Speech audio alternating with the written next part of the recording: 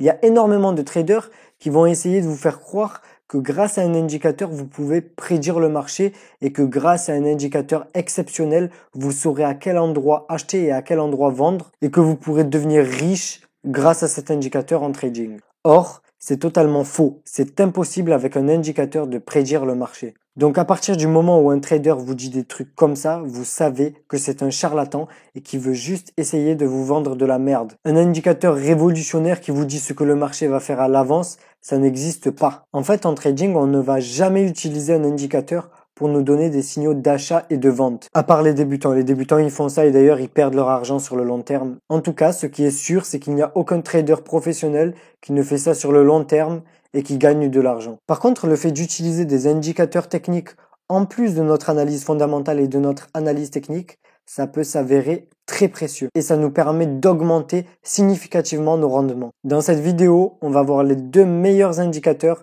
pour pouvoir compléter son analyse et augmenter sa rentabilité. On se retrouve sur mon ordinateur, c'est parti.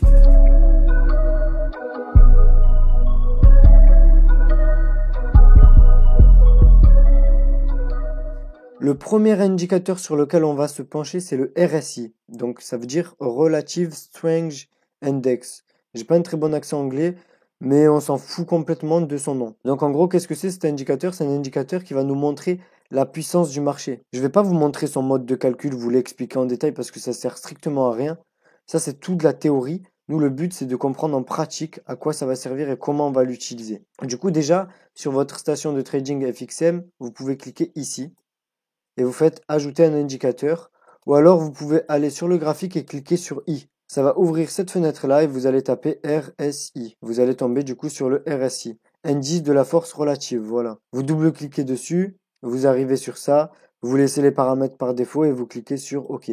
Là, on est sur un graphique de l'AUD-USD, donc le dollar australien contre le dollar américain. On voit qu'on est dans une tendance baissière assez forte. On arrive vers ce niveau-là et on voit que le prix a fait un double creux, double bottom en anglais. Et ça, c'est une figure de retournement. C'est connu en trading. Ça veut dire que le marché, là, il a des probabilités de se retourner. Si on casse ce niveau-là, qui s'appelle la neckline, donc la ligne de coup, si vous voulez, eh bien, on aura une confirmation que le prix a beaucoup de chances de monter. Du coup, on va regarder ça. Et à quoi il va nous servir le RSI à ce moment-là? Il va nous servir à confirmer notre analyse là. On voit que notre analyse, c'est que le prix a des chances de se retourner ici. On va aller regarder notre RSI et qu'est-ce qu'on voit? On voit qu'on a une divergence. Une divergence, qu'est-ce que c'est? C'est que le RSI, en fait, tout simplement, il diverge du prix. Normalement, le RSI, il suit le marché. Ça veut dire quand le marché baisse, le RSI, il va baisser.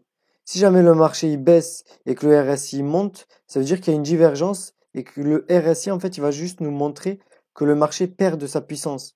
Il est moins puissant. Et comme il a moins de puissance, il a plus de chances du coup de se retourner. Par contre, il y a des traders qui vont vous dire n'importe quoi. Ils vont vous dire, voilà, quand le RSI il est en zone de surachat ici, vous vendez le marché. Quand le RSI il arrive ici, vous l'achetez. Mais ça, c'est bullshit. Ça, c'est la merde. N'écoutez jamais ces conneries. C'est vraiment interdit. Donc, on va jamais utiliser le RSI pour voir là où il est exactement et pour savoir si on peut vendre ou acheter le marché. On va juste l'utiliser pour confirmer notre analyse. Là, on fait une analyse de base, donc du prix, price action, donc on va analyser ce que le prix fait. Et du coup, là, on a un biais haussier. On commence à penser que l'AUD-USD, il a des chances de monter. Du coup, on va juste regarder le RSI pour voir s'il confirme notre analyse. Et là, dans ce cas-là, il confirme l'analyse, mais ça va pas suffire. Là, on a 2 confirmations, on va dire. On va dire on a un double bottom, donc un double creux. On a une divergence sur RSI, donc on commence à avoir des chances que le prix monte. Là, on va attendre que le prix casse ce niveau-là et qu'il fasse un pullback, ça veut dire qu'il revienne tester, qu'il remonte jusqu'ici et qu'il descende jusqu'ici. Et là, on aura vraiment une belle opportunité pour entrer sur le marché à la hausse, en gros. Mais on va vérifier ça, par exemple, sur du weekly. On va aller sur du 1 semaine.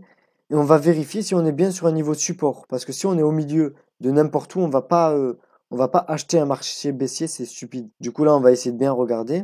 Et là, qu'est-ce qu'on voit? On voit qu'on est sur le niveau des 0,6700 et que ça a été rejeté avec les mèches qui sont ici. Tous les niveaux qui sont pile, on va dire, genre 67,00, 68,00. En fait, c'est des zones psychologiques. Ça veut dire que c'est un peu comme des supports ou des résistances. Du coup, si on rejette un niveau pile comme celui-là, donc 0,6700, ça augmente les chances pour que le prix remonte. Du coup, là, on a pas mal d'indications. qui nous permettent de peut-être se positionner sur l'AUD-USD à l'achat. Donc voilà, vous avez bien compris, le RSI, on va juste l'utiliser pour repérer des divergences. Ça veut dire pour voir si le marché il perd de sa puissance. Parce que là, ce qu'on voit, on voit que ici, le prix, il a fait un double bottom, donc un double creux. Ici, c'est aligné, mais si on regarde ici, qu'est-ce qu'on voit? On voit qu'il y a une divergence. Ici, là, le prix, il fait quelque chose de plat. Et ici, il remonte. Ça montre du coup un potentiel retournement. Par exemple, ici, on a aussi une divergence baissière. Je vais vous montrer. Mais c'est sur du plus court terme. Ici, on voit quoi? On voit que le prix fait des nouveaux plus hauts. Il monte ici de là à là. Mais là, le RSI, qu'est-ce qu'il fait? Il stagne. Donc là, on a une divergence. Si jamais le RSI, il aurait fait des plus hauts, comme ça, il aurait fait un plus haut et un autre plus haut comme ici, on n'aurait pas eu de divergence, donc on n'aurait pas eu de signal, enfin de confirmation de retournement. Mais là, du coup, on a une belle confirmation de retournement. Et qu'est-ce qui se passe juste après? Eh ben, le prix se retourne et il baisse. Parce que le prix, là, il montait. Là, il perdait sa puissance. Et là, du coup, il s'est retourné. Voilà, tout simplement. Maintenant, on va rentrer plus dans le cœur du graphique de l'AUD-USD pour que je vous montre un trade que j'ai pris avec une confirmation de RSI. Donc ce que j'ai fait tout d'abord, c'est que je suis allé sur mon graphique journalier et j'ai vu qu'ici on avait un double bottom qui était en train de se créer, un double creux du coup, et que le prix était à ce niveau-là exactement. Du coup, ce que j'ai fait, c'est que j'ai créé ce niveau-là, qui était une ancienne résistance, mais du coup qui a été cassée, qui est devenu un support, et je voyais que le prix était pile poil dessus. Du coup, qu'est-ce que j'ai fait? J'ai zoomé dans le graphique, je suis allé en 1 heure et du coup, je voyais que le prix en 1 heure, il faisait encore un double creux, un double bottom, qui est une figure de retournement. J'ai aussi vu qu'on était dans une tendance baissière sur du 1 heure.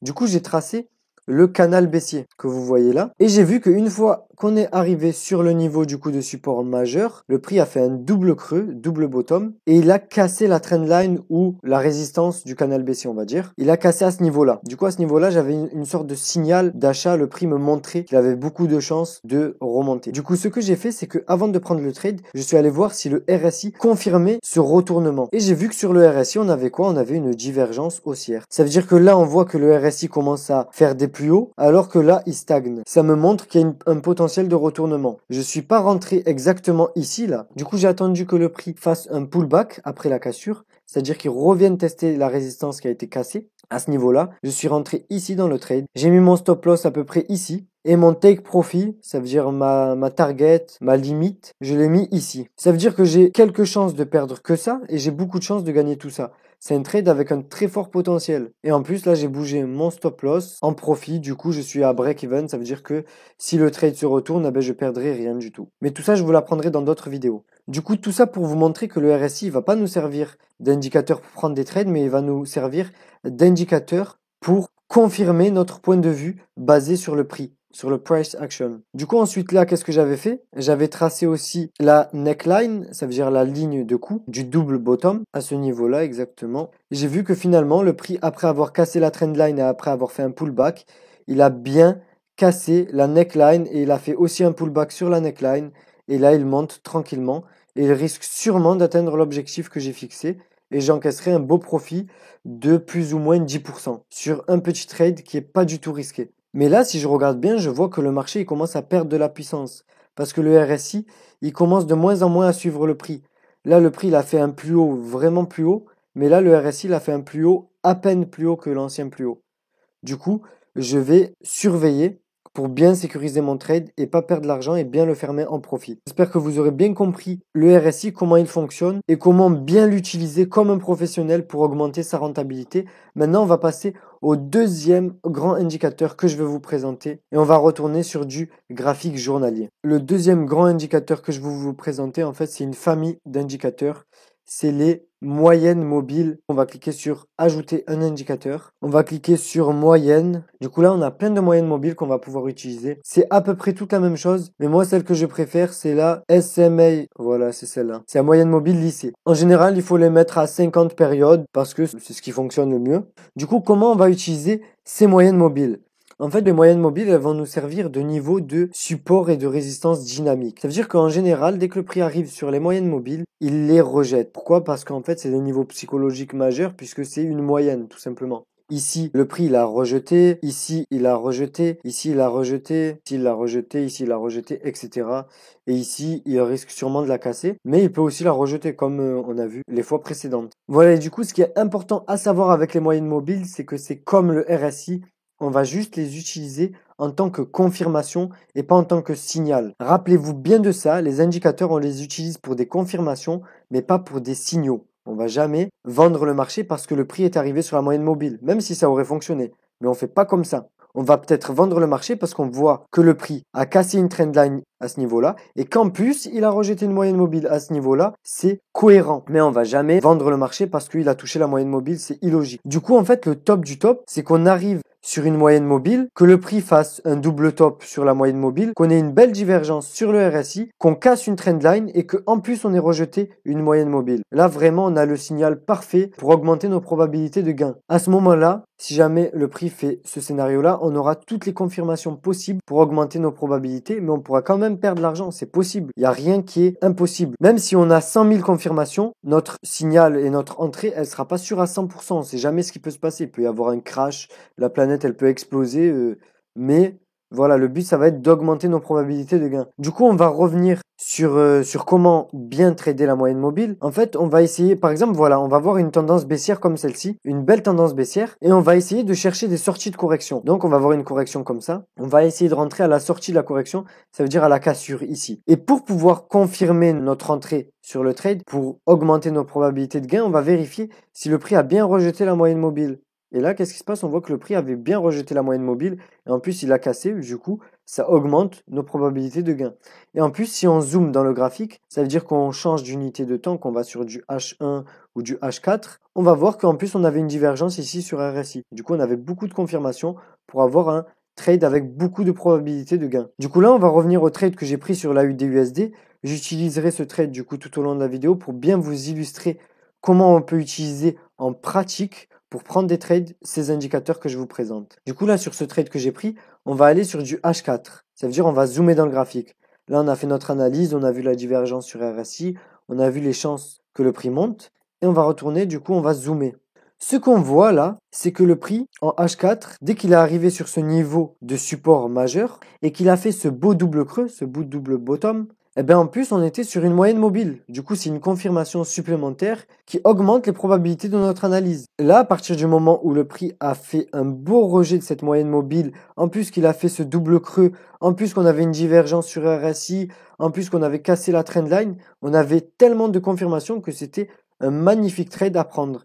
Et c'est ce genre de trade là que j'ai envie que vous preniez. On va voir plus en détail ça dans les prochaines vidéos, comment faire du multi-time frame analysis, comment faire un bon trading plan en utilisant beaucoup de confirmations. Et après, on utilisera des money management, des risk management pour être des traders profitables et pour être vraiment professionnels. Mais là, vraiment, c'est un concept à bien prendre en compte, ça. C'est d'utiliser un maximum de confirmations possible grâce à deux indicateurs, grâce à ce que fait le prix et grâce à une analyse fondamentale en arrière-plan. Et si on zoome encore plus sur le graphique et qu'on va en H1, du coup en 1 heure, ce qu'on voit, c'est qu'en plus en H1, du coup en 1 heure, le prix avait cassé la moyenne mobile qui nous rajoutait une autre confirmation. Ici, on avait vraiment un magnifique niveau d'achat. Et même ici, après la cassure de la neckline, on avait encore un bon signal d'achat grâce à toutes les confirmations qu'on a vues sur toutes les unités de temps et qu'on a bien décortiqué le graphique. Voilà, du coup, j'espère que grâce à cette vidéo, vous saurez bien utiliser ces indicateurs-là et vous pourrez bien vous entraîner. Je vous fais confiance sur ça. N'hésitez pas à aller en backtesting. Si vous savez pas ce que c'est, je présenterai ça dans une autre vidéo. Vous me demandez en commentaire ou vous venez sur Instagram, je vous montrerai ça en avance. Comme ça, vous allez vraiment devenir performant avec ces deux indicateurs-là qui sont vraiment importants à bien manier. Voilà, du coup, on se retrouve devant ma caméra pour la fin de la vidéo. C'est parti. On en arrive à la fin de la vidéo. J'espère que la vidéo vous aura plu et que vous saurez utiliser ces deux indicateurs au mieux. J'espère que vous aurez tout compris. Si c'est le cas, mettez-moi un petit pouce bleu juste en bas. Si jamais vous n'avez pas tout compris et que vous avez une question, n'hésitez pas à mettre un petit commentaire ou à m'envoyer un message sur Instagram. J'y répondrai au plus vite. Et surtout, n'oubliez pas de vous abonner juste en bas et d'activer la cloche de notification pour ne pas manquer les prochaines vidéos. Sur ce, on se dit ciao et à la prochaine vidéo.